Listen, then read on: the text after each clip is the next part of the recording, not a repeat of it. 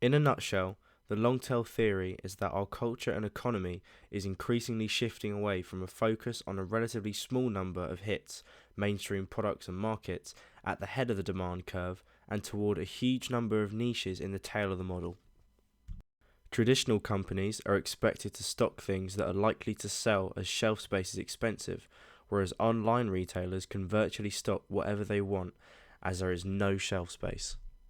Until recently, businesses and large organizations favored running their company like one in the head of the model. However, with advancements in technology, a new demand has been created which suits the online retailers and more niche brands.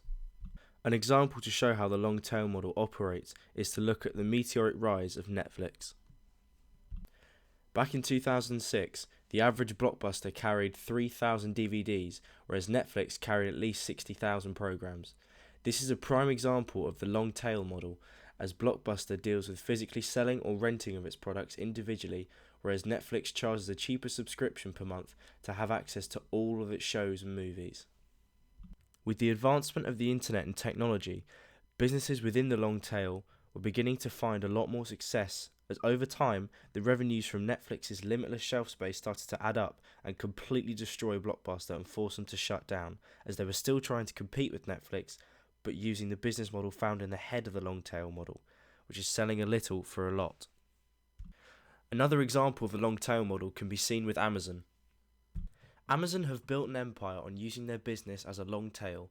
This has meant that due to the increase in demand and accessibility to any product/item they could ever want, the companies trying to physically sell things in store and selling a little for a lot began to struggle.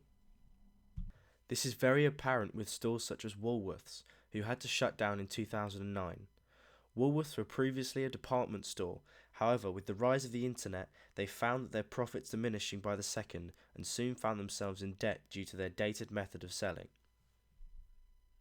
In the 21st century, the long tail model can be used as evidence to chart the shift in business patterns and also can be used to reflect society's behaviour and the technological advancements that have become an integral part of it.